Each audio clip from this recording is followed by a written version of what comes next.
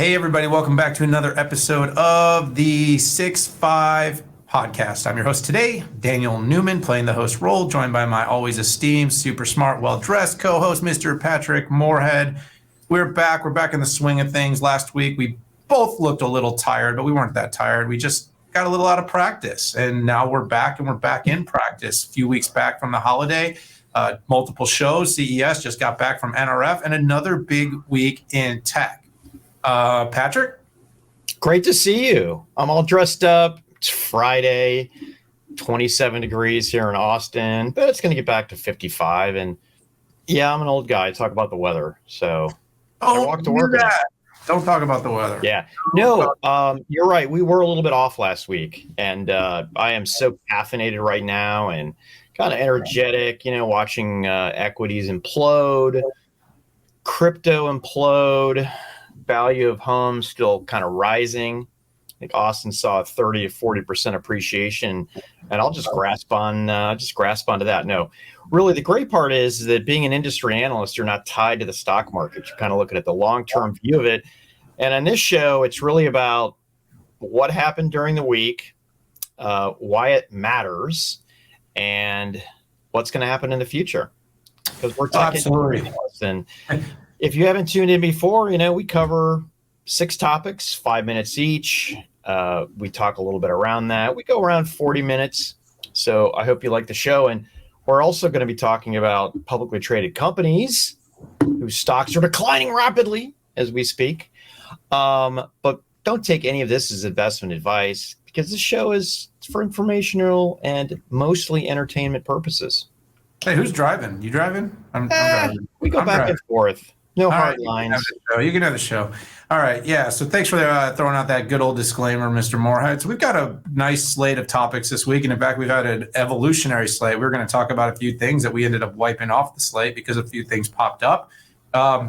Big acquisition this week. One of the more bullish sentiment feelings that I've had, at least around Microsoft and Activision. But we also have Dell. We have Intel.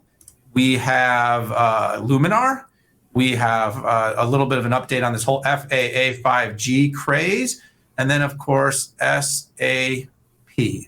So let's get through these. Let's hit them all right now, Mr. Moorhead. And I'll start off here talking a little bit about the big, probably you could say the biggest story of the week, right? And that would be that Microsoft announced that it was going to spend $68.7 billion to acquire Activision Blizzard. This is, a mega huge gaming franchise. Pat, I'm not a super gamer by any means, but just looking at what's going on here, you're talking about an acquisition of a company that's going to give Microsoft more than 400 million monthly active users that play their games. What would you say their biggest title is, Pat? So if I judge it based on my son, Pico, economically, it's Call of Duty. Okay? Yeah, that's what I was thinking too. Head and shoulders above on the revenue side. I mean, who doesn't appreciate the gore of war? And that's exactly what it is. And, whether it's World War II, they do futuristic war and war everywhere all day long. My son is not a huge Call of Duty player. He plays. He was ranked top 500 in Overwatch when it came out. We've attended multiple Activision Blizzard events. The two of us. World of Warcraft, huge, iconic. StarCraft. I mean, listen, it's a super interesting acquisition for sure. Yeah, it's definitely a big one, but it's also interesting on a few other fronts. Pat, you started off, you and I can't help but talk about the market and getting our faces ripped off. It doesn't really matter anymore whether you're a 401k holder, a crypto holder.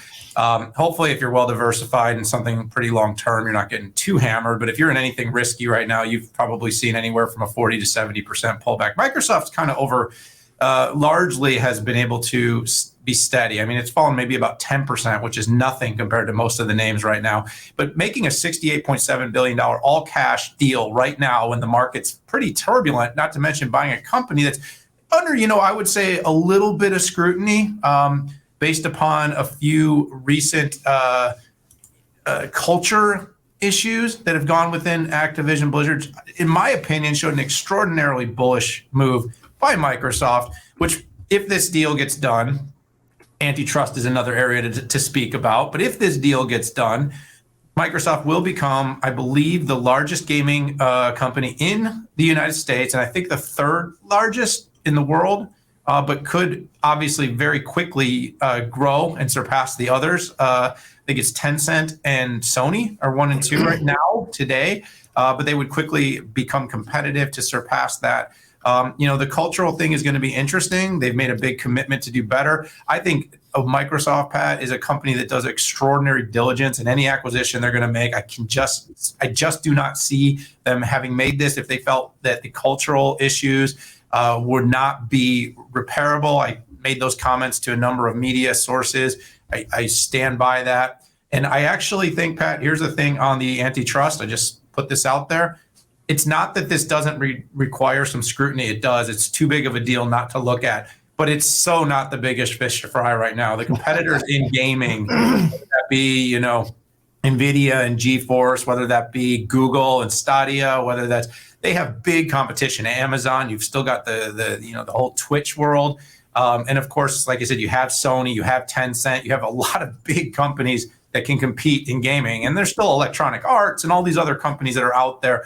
I just don't see it as being anti-competitive off the bat, especially if you compare it to things like the App Store, which still hasn't been dealt with. And even after the most recent ruling, got an injunction, and therefore it's business as usual for Apple. So it will get scrutinized. I see it kind of going through because also, Pat, I think it's fair to say Microsoft has largely gone under the radar on all the antitrust stuff. I don't see that changing here. Lena Khan has bigger fish to fry, said it in writing, saying it again. Don't know what you think on that.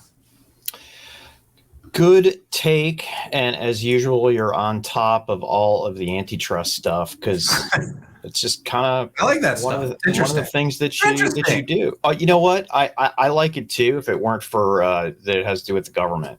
Yeah, well, I mean, the whole point is I tend to like to try to think about what our government can try to not screw up, and hopefully they don't screw this up. If the big companies are no longer allowed to buy the littler companies, you've created a big rift in a massive ecosystem. That's what they're built to do. And so, yes, we need to keep it competitive. Yes, we need to regulate, but not in a lot of the ways that we're trying. Not very effective, shows a lot of disconnect. Don't want to go down that path right now because I'm going to sound bitter, and I don't mean to sound bitter. Let's talk about Dell, Pat. Let's talk about Dell Technologies. All right, if you don't want to give me a chance to talk. Oh, you want a chance? No. Let's go. Rock and roll. All right, man. All yours, buddy. All right. It's yours. The floor is yours. The floor is yours. Yeah. So I wanted to shed a little bit of history on this because I think it's interesting. When Nadella came in, the odds-on discussion was that he was going to axe all gaming, right? If you remember, Apple came in not only dominating smartphones, but app stores and content distribution through their app store. And then there's the iPad. And if you remember, Microsoft had a bunch of missteps in smartphones. They had two big missteps there. Windows 8 was essentially a disaster, and Windows 8 was supposed to be the operating system that gave iOS a run for its money. Short, it didn't. It couldn't get application developers to come in and make tablet applications for Windows. So, it was all focused on enterprise. Anything that had a consumer hint to it, they were jettisoning it. Microsoft Office 365 just came on here. So the going big on gaming is a big deal. And, there haven't been rumors. I think once Microsoft found a way to make money off PaaS, gaming services, because they are the platform for multiple games out there. They kind of convinced themselves that this was it was an enterprise play, but they also then realized, hey, we might not be good at community, kind of like a Facebook and a Twitter, but we're really good at gaming community. So I think it was an interesting move. This is an exclamation point that gaming is big and big for Microsoft. If I look at, I hate to use this term, the metaverse, I could have seen potentially a play where Apple might have wanted to buy Activision Blizzard because Apple is incredibly weak in gaming market. Their Macs don't even play the catalog of the top games out there, and Apple has an aspiration to own the metaverse. So I could have potentially seen this as a defensive move, but with that said, if the deal goes through, absolutely you're going to see these Activision titles all over the metaverse everywhere out there. My final commentary is around the strategy and the timing of Microsoft. I mean, not that I've been binge watching Succession, Daniel, but I have been binge watching Succession. And if you recall, they got a hostile takeover based on what Waystar was doing in their cruise line division, right?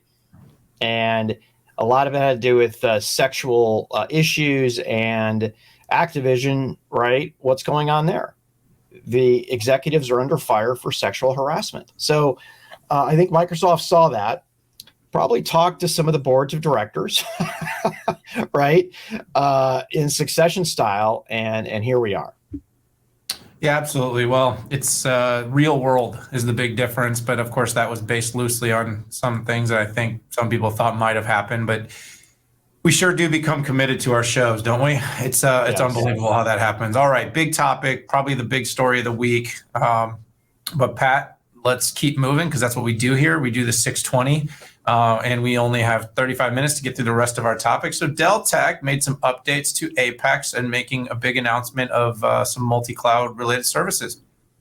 Yeah, so X as a service is huge. Right, we're not in a world in public cloud only. We're in a world of hybrid and more than likely multi-cloud. And HPE got the jump on getting out there, and Dell has a much larger property X as a service called Apex. And what I mean by larger is that it not only includes enterprise and data center, but it also includes PCs. So the estate is larger. So this week, again, we don't cover the news. You can read the news, but kind of have to talk through what they did to give you context. They made four major announcements, actually six. First of all, new multi-cloud data services, new backup services, updated data storage services, and updated VMware cloud services. They also put out two new DevOps platforms with Amazon and also with SUSE Rancher. And finally, Project Alpine. And whenever you hear a project from either Dell or from VMware, it's still in the oven. It's being worked on. And they're bringing essentially their own IP on Project Alpine for block and file storage. They're bringing that IP to AWS, Azure, and GCP. You can read the details. I'm going to do a write-up. Daniel, you did a write-up. But net, for me, this is the next step. Dell Tech is playing a little bit of perceptual catch-up in relation to HPE right now. And they're prioritizing areas in their core strengths and defensive moves in storage, backup, and data protection. Compute's moving along as I would expect. DevOps to me looked better than expected. The long-term game, hybrid, multi-cloud. HPE might have gotten the first jump, but this is a decade-long transition. Yeah, we expected Dell to step up and be a significant player here. You are right. The GreenLake move definitely was a first mover, but we've seen all the players, Cisco Plus, Lenovo TrueScale, and Dell, many of the bigger on-prem IT OEMs, all considerably participating and understanding the importance of being able to offer on-prem subscription cloud type services. You know, it's kind of ironical, Pat, on-prem cloud. Look, they've got the right partnerships. They're, partnering with SUSE, VxRail. They're partnering with Microsoft, AKS, Google, GKE, Amazon, EKS. I love all the letters. But the point is that they are tied to all the letters and are basically building something that's going to take all these prem workloads, 70 to 80% of what's out there today, and allow companies to connect them. The services are still somewhat sparse. We've got a lot of other types of services, data services, compute services, networking services, edge services that, some of the others are already putting into market. But I think Dell is comfortable. They're comfortable that they're making strides, making steps. They're focusing on their giant customer base. They're focusing on a small number of regions where they have a lot of density and they feel they can immediately make impact. And I think we'll be getting an update in the next 6 to 12 months on how this is really going. I don't think it's going to happen immediately because this is long term. But overall, Pat, I think it's a encouraging motion for the company, and they keep pressing on. So let's get on. We made a little time up there. All right, you want to lean back here? No. We're all good. I just wanted to show this holistically what Apex is all about and some of the updates. It's very hard for me to say in reality one vendor is ahead of the other. Therefore, I default, Daniel. I mean, I can go through and say, hey, which data storage services is more competitive across the vendors, but it's really hard holistically. And until I start seeing some monster numbers, growth numbers, right? Let's not forget AWS is growing, 50%. So is Azure. Sorry. AWS is 30%, Azure and GCP are 40, 50. Until we start seeing big numbers and growth numbers like that, it's hard for me to even say that this thing is a freight train. So sorry for the double back there.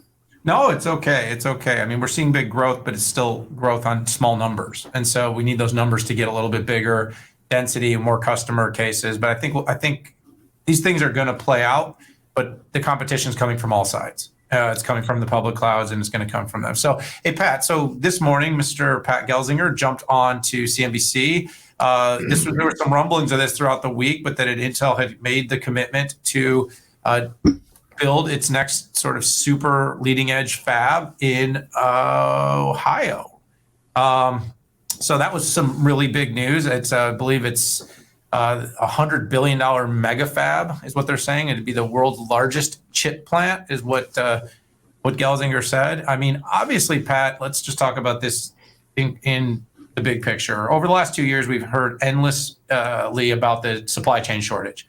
Now, this was not strictly a shortage based upon failed supply chain efforts and endeavors and management and offshoring. It also had to do with unprecedented demand that was brought on by a combination of COVID and web evolution, cloud computing, futuristic vehicles that are all using more and more semiconductors. And so we say semiconductors will eat the world. This is a true story. We did not make it up. The growth is real. The PCs are still humming, mobile phones are humming, automobiles, but everything that needs chips. We saw issues on the leading and the lagging edge. And so that was one storyline. We also saw this shortage could arguably be caused by the fact that we moved from about 37% of chip production here in the United States to around 12%. As that number came to fruition, we realized that maybe we had a little bit of problem that we moved too much offshore too fast. So as everyone from the Biden administration to leaders in the semiconductor space around the world were sort of evaluating the circumstances and the situation, everyone said repatriation is going to be the key. TSM is building fabs in Arizona, as is Intel. You've got Samsung building fabs, Pat, right outside our beautiful hometown here in Austin. And now Intel is going to continue to up the ante. It's going to spend more money and build more fabs in Ohio, which is very interesting. A job creator, a hopeful improvement of resiliency in the supply chain, a big investment and expense, desire to compete. Intel's been a bit under fire. It's done a little bit more work with fabless, but also, people questioning its next technology. Will it be able to catch up on process with TSM and all the fabless, Qualcomm, AMD, even Tesla and Apple, all of which building on fabless. And so there's a lot of statistics and numbers coming together here, but I think Intel has been very committed. Its IDF strategy, its foundry strategy, its IDM strategy, being a company that's not only designing but also manufacturing full stack has been very important to Intel and has been very important to Pat's narrative coming into market. So, I will say my immediate take is interesting destination. Want to see all the details from a standpoint of what sort of tax breaks, benefits, what was the final selection. It seems interesting that Ohio was the final selection, but it's also good to see it distributed across the U.S. because much of it has been here in the South and the Southwest, Pat. But it's good news for America. Wow, Daniel, like 2 minutes. Solid solid ending. Good for America. No, that's exciting. Listen, 2 fabs, both in Ohio, $20 billion, big investment. I grew up in Ohio, Daniel, and the region was decimated by a loss of jobs in the 70s and 80s, automotive, steel, overall manufacturing, heck, tires, right? Believe it or not, a little bit over 100 years ago, Ohio used to be the tech epicenter of the United States. Sorry, not 100 years ago. Yeah, 100 years ago. When Wright brothers, Thomas Edison, heart transplants, believe it or not, ball bearings was a huge mechanical. NCR, my first employer in Ohio, spawned Thomas Watson. In fact, the word firing comes from when Thomas Watson left NCR. They pushed his desk out the window and set it on fire for all the employees to see what happens to employees that leave NCR. But that's a long time ago. And now it is one of the fentanyl capitals of the world. Heroin addiction is high. But back to the show. I left there in 1995 and never looked back. Why? No tech jobs. I mean, the weather sucked, but no tech jobs. My biggest question here, Daniel, is how you don't just go and build a factory. Okay, this is not building a factory for the pillow guy. Okay, this requires a very high propensity of PhDs. It takes about 500 very unique suppliers that are going to have to set up shop there. The reason that people re-up in fabs in Arizona and New York and Austin is because all that stuff is set up. The ecosystem is there. There is not an ecosystem in Ohio for this. So I really want to see this. Maybe, just maybe, but the last time I did a one-on-one with Pat Gelsinger, he was in Washington, D.C. And I'm hearing Pat is spending a lot of time there. It would be interesting if you look at Ohio is typically a pivot state for the presidency, and it goes back and forth between red and blue, and the fact that Pat Gelsinger is going to go up to Washington, D.C. and do a victory lap, probably with Commerce Secretary, and maybe even Biden shows up. It's probably going to look good for the presidency as well. So maybe choosing Ohio had something to do with the politics and getting money from the U.S. government. I don't know. Is that just too conspiracy theory, Daniel? No, I mean, I think the fact of the matter is you can't simply tell everybody it's a conspiracy theory when it's not what you want to hear. I think people tend to be pretty thoughtful about politics and where they're placing and creating jobs and where you get the most political support. Arizona is a swing state, right? Ohio is a swing state. You see states like that oftentimes being looked at for large investments because there's a little bit of a gain. And let's face it, we're always trying to make gains, whatever that is. So right now there's dollars to be had as part of that semiconductor plan. I think it was like $52 billion. The grand scheme of things, that's large and yet amazingly small for the trillions of dollars we're spending and the fact that we're so dependent on this technology. But it's good to see investment being made. It's good to see Intel continuing to make investments.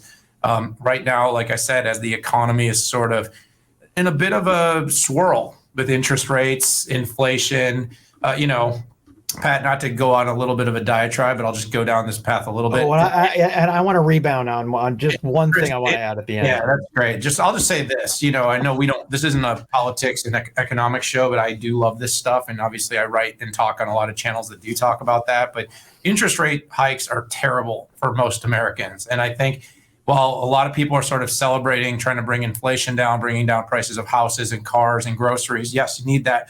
The benefit of raising rates, compressing values of companies, and increasing people's mortgage payments. Because trust me, if you raise a mortgage payment by 1 or 2%, even if the house went down 5 or 10% in value, to do that, the payments are going to be bigger. And so, same thing on car loans going up, credit card loans going up, student loans going up. These are not things that wealthy people worry about. These are things that middle class and average earners are going to be struck by. And the prices aren't going to come down that much, and wages won't go up that much, especially if the businesses and their stock prices and their values are getting crushed by these hawkish actions by the Fed. So this isn't a magic bullet, and not getting Build Back Better passed, no more stimulus, no more free checks. I mean, we are in a bit, so these are things like this Fab, though, Pat, coming full circle, are the real shovel-ready kind of things that are going to create jobs and are going to keep the economy moving. So, well, it's not like ready to, maybe some shovel. No. I was laughing. Remember? Obama did his big shovel ready, and like 20% of those projects actually happen in real life. Yeah, it's never good.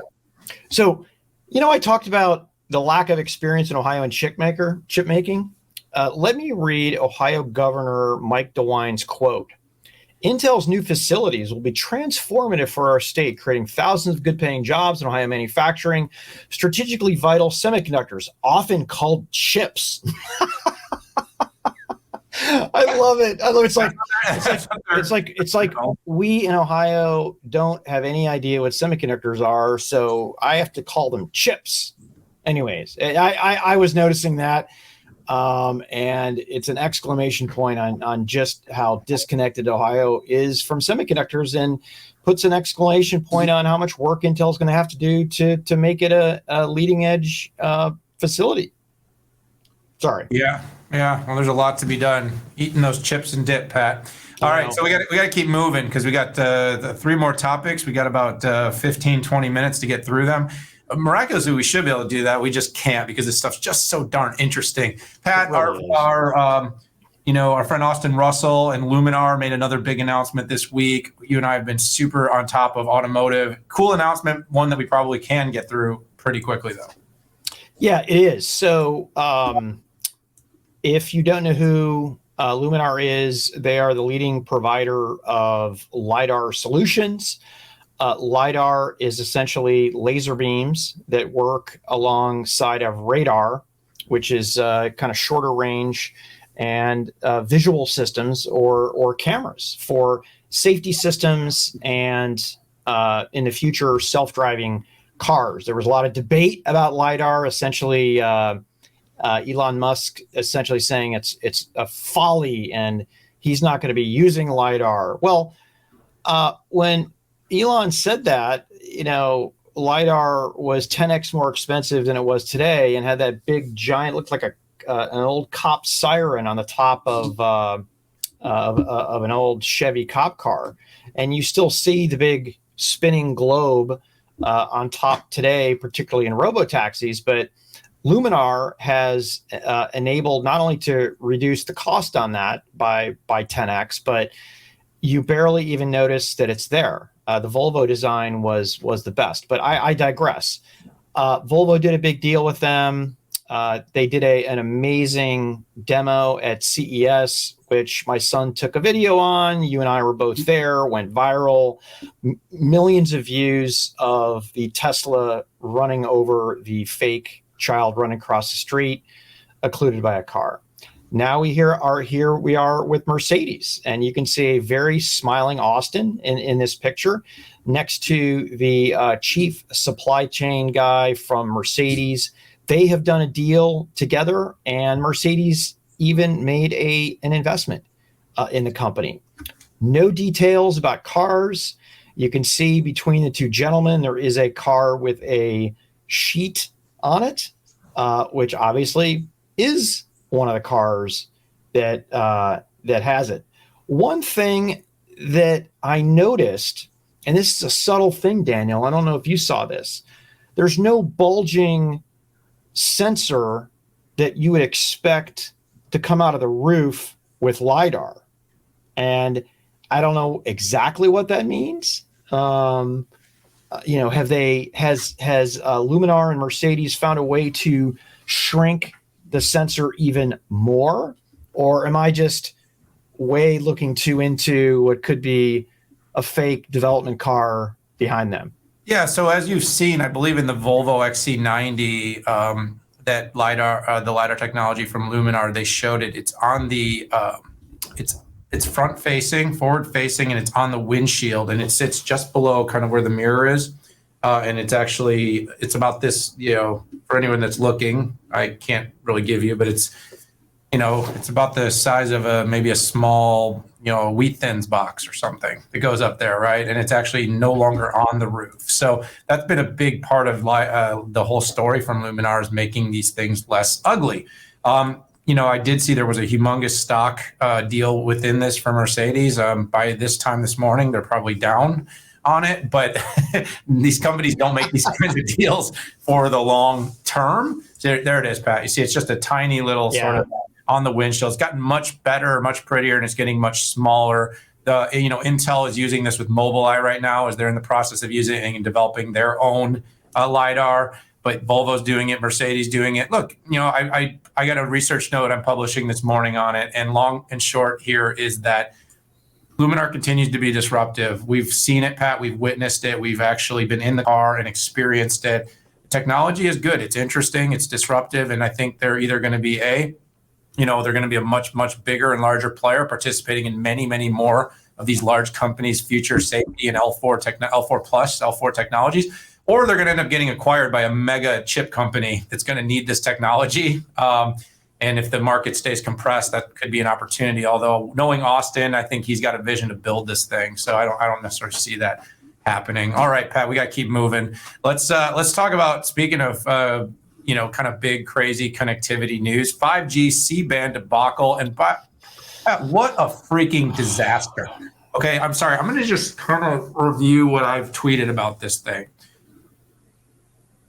Did we not know the C-band was coming for how long? Okay, was this like a first we heard of it? Second of all, did we not do any research during the process of deploying these antennas and this infrastructure for this C-band deployment? Did we not consider the possible interference because of near band overlap or crossover interference that could mess with instruments in various different things, like, I don't know, jumbo jets and massive airfields all over the United States? Pat, I am freaking puzzled as to how we could be so uncoordinated here between, say, the FAA, between the FCC, between the airlines, the service providers and carriers that are deploying this thing, that it's like, oh my God, we're going to turn them on this week. We might want to think about whether there's an interference issue. I mean, couldn't they set some of this stuff up around some of this equipment and say, hey, what happened? Let's test out what sort of potential risks are. We'll have someone standing by. If there's any interference, we could shut it down instantly to make sure that everybody's safe. We will not expose passengers and the public to this thing. And then, it kind of brings me back to, you remember all these days of having to turn off our phones and then having to put it, and then eventually got to the point where it's kind of like, I don't even know why they make the announcement anymore. Nobody puts their phones in airplane mode. They don't check it. And if it was really a risk of causing some sort of instrumentation issue, it wouldn't just be like, please turn them off. It would be like, put your phones in this, steel bucket until we've taken off, and then you can come reclaim them. It's insane. It's actually insane. And so here's a couple other things that are on my mind. One is, it's amazing how nobody's willing to say anything. So you pointed out that Neville Ray, one of the leaders at T-Mobile, talked about their specific tech, and I'll leave that for you to talk about here. But I watched Hans Vestager go on CNBC, wouldn't talk about it. FCC wouldn't talk about it. The FAA, nobody has clarity. I said, where is the data on this thing? How in the world did we get this far and not have published data on the quality, the risks, the interference of this ban. And then, of course, you sold this ban. The SEC sold this ban for billions of dollars. And now they're going to tell these companies that maybe they can't use it in 50 major markets pending an investigation that you're waiting till now to do. All right, my head's going to freaking explode. I don't want to, the word I want to use with the FPAT, by the way, I can't use because we'd get one of those censorships on our show. I don't want to have a censorship, but I'm effing mind blown by the fact that we seem so disorganized here. And by the way, we're like a week in and it seems like everyone's flying again. Gosh, Daniel, why are you so upset? The FAA budget's only $17.5 billion. I mean, you'd expect them to squeak by with that amount of money and figure this out. I mean, I don't know what you would expect. No, I am completely disgusted with the FAA for letting this. I'm less disgusted with the FCC, but hey, we're one big happy family. We get taxed more than we should, and we should demand that screw-ups like this get addressed. And I got to tell you, I don't know what Buttigieg is doing, or where he was spending his time, or what he was thinking. This is in his camp. The one thing I will point out is, and I think that T-Mobile deserves a victory lap, right? And they deserve a victory lap because their mid-band doesn't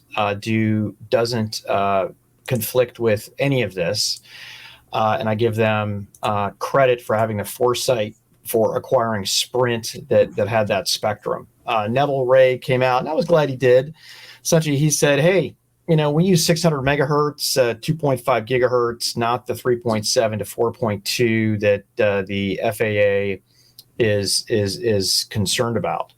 And he also threw AT&T and Verizon under the bus, saying that this is their issue. So I'll give them a little bit of a victory lap on the foresight here. Maybe it was luck, maybe it was sheer brilliance. It doesn't matter. But mid-band, T-Mobile, put it all around the airports. Not an issue. Seems like a good idea, although I sometimes do wish my T-Mobile was a little faster. I am a T-Mobile user, full disclosure, and T-Mobile is a customer, full disclosure. So I just want to say all that, but I am a pretty big time user. I do want to see everything get faster because, well, I like it fast. So Pat, last topic, exciting. By the way, sorry if I sounded pouty about all that 5G stuff. I just can't believe we can't find anyone to give us any good insights on this. You had to come to the 6.5 to get the good insights. And I want to head. Listen, I think Anshul and Will, if I can pat them on the back, I think they've done the best coverage date of anybody. Maybe Sasha Sagan from PC Mag has done a pretty good job. But I'm outraged. Especially with the tax. I think I spent most of my Christmas holiday working on tax stuff. And this is our tax dollars at work. And I want a rational explanation other than dereliction of duty. I mean, Buttigieg needs to explain himself. I got it. Yep. Right. All right, let's move on and talk about something that's a little less tepid and a little bit more, kind of more good news that no one's going to care about while the market's trying to, implode. But SAP, they've been really focused. They haven't actually come out with earnings yet, but since we're going to have so many earnings, the Germans love a good pre-earnings, and some companies do that. They kind of come out early, they get their stuff organized. And of course, when you run a massive ERP system, a little bit like Oracle that can get their earnings, I think it's 12 days, 10 days, where most companies take at least 30. SAP gets theirs out early too. So, Pat? Yeah, so let's dive into that. There are a few countries that require interim reports. Korea and Taiwan are two countries, and EU and Germany, they don't require interim reports, but they're a little bit more open, and they're regulated to where if they've had a really good quarter, they want you to come out and say it. Very infrequently in the US do I see any more, aside from a warning. Very rarely do we see an upside pre-announce. But We did here. And in fact, I think the most exciting part of it was cloud. Cloud revenue up 28%. And obviously, SAP doesn't necessarily stand up the biggest public cloud. In fact, it's mostly hybrid cloud, with the exception of some enterprise SaaS apps that they have, but up 28%. I mean, for a company that got zero and continues to get very little respect in the cloud, that is a big deal. SAP S/4HANA up 84%, which they're giving credit for their rise with SAP, essentially an easier way for customers to move over from standard HANA to S/4HANA. So we'll get more detail. I'm hopeful in the earnings call, but a company I haven't given a whole lot of respect to, driving increased cloud numbers. Yeah, well, I mean, I think maybe I can take this, just briefly touch on SAP, and then maybe close up here, just kind of talking about what to expect in the week ahead as earnings start to fall. But you saw a company grow about 6%, year on year overall, total revenue close to $8 billion. You're seeing significant growth in cloud. This has been a target area for the company. Cloud is still a little bit nascent as to exactly what is cloud, but that's actually becoming more the normal than, so you'd say more the rule than the exception. The market wants to see SAP's cloud business grow. Being a legacy license-based software provider and ERP is a critical thing that runs hundreds of thousands of companies, but it's not necessarily considered sexy, cool, or fast-paced for growth. So people want to say, where's the growth going to come from? Well, for SAP, the growth is going to come from the migration to cloud, and that's encouraging to see that number continuing to go up. It should also help in time push the company's margins up. So it means not only more dollars, but more profit per dollar. And if there's any sort of leading indicator for that, look at some of the pivots from the likes of Microsoft and what they were able to do when they moved the vast majority of their licensing business to subscription and cloud business. It's just better. And most companies were willing to pay for it because they're willing to sacrifice the short-term benefit, or the short-term benefit of these monthly subscription payments, as opposed to these massive one-time annual or multi-annual licensing fees. So with just a minute left, Pat, just kind of ahead, we're going to probably end up having a couple earnings paloozas over the next few weeks. Definitely next week, because we're going to start to see the whole rundown. Microsoft, Apple, AMD, Google, Alphabet, and so many more are going to start their reporting cycles in the next week. Pat, here's an interesting thing. The world is looking, the economy and the stock market definitely has a little bit of that feeling like it's going to capitulate. Truth is, about 50% of the NASDAQ right now is down by 50% from their highs. So although the fact that the indices have only fallen about 12% right now, the overall, a lot of a correction has been made for a lot of tech companies. Having said that, depending on the actions of the Fed, inflation, interest rates, and now earnings, it's going to be interesting to see if there's going to be more value compression. And when I talk about this, what I basically want to say is this, Paz. I think tech is robust. I'm not saying this is not investment advice. We made that clear from the beginning. But I actually think the numbers from tech are going to be good. First of all, it's because we're only reporting in on kind of that first part since the Omicron downfall. I don't think the demand for cloud or semiconductors or PCs or software has gone down in any meaningful way. I don't think a small increase in interest rates is going to change that. I don't think inflation is really impacting companies' needs, which are the primary buyer. And by the way, all the people staying at home are still subscribing to all their streaming services. They're still playing games. They're watching TVs. They're playing on their mobile devices. I think tech is going to be more resilient. While everybody wants to pivot to value, I think we're going to have good results. But the thing to watch is going to be guidance. Is going to say, are any of these CEOs and these boards getting spooked by everything that's going on? And are they going to pull back on what they see happening over the next quarter or year? And I think that could be somewhat of a shocker to the system and could actually cause more selling if investors feel that these tech CEOs and leaders are not willing to kind of bang their fist on the table and say the future is bright. Having said that, even if they do come out with soft earnings, tech will prevail.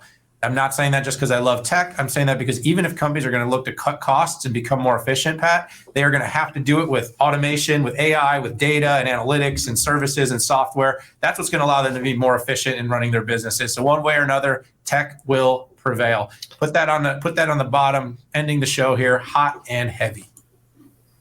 Wow, Daniel, it's a very good ending here. The other thing I needed that. That was therapy, buddy. That was therapy. Well, no, I know. I let you roll. I didn't take the mic away. But the other thing I'll add is that not only tech is taking over more industries. I look at .com 1.0. It was primarily things like magazine subscriptions, classified ads, bookstores, and now we're kind of in this Web 2.0 going into Web 3.0. It's other industries. It's transportation. With machine learning, it's white collar information worker jobs that, if you're an analyst, I mean, one of the best analysis tools is machine learning with an amazing algorithm. It does it in real time as well. I mean, look at manufacturing. I mean, it's being replaced with robotics, and analytics is all about tech. So I'm bullish very long term about tech. Do I think a 90 PE makes sense? Probably not. Sorry, NVIDIA. But I think it still has a lot of growth. I mean, if you look at the PEs of some of the major tech companies out there, they're not 90. Some of them are 30, 25. Intel's at 10. I mean, it's not like these wackadoodle pricing out there. I mean, heck, even plays like SoFi, which I'm an investor in SoFi. The numbers and the pricing just absolutely make zero sense. So, good place to stop here, my friend. You want to take us out? Absolutely. So, hey, everyone, if you like what you heard, hit that subscribe button. Join us again. Good feedback comes to me. Negatives at Patrick Moorhead. He loves to hear your complaints. So bring them hot, bring them often. But in all seriousness, really appreciate you all. More coming. Our 6.5 Summit, June 7 to 9th. We're going to get more information out on that, including some of the key speakers and CEOs that will be joining us at the summit. We will be at Mobile World Congress live and in the booth, assuming that this goes on and the show goes on and that COVID permits us to. It's been crazy. We don't know. But Pat, we are going to get on the road. But for this episode of the 6.5, thanks everybody for tuning in. We'll see you again really soon. Bye-bye. Thanks, everybody.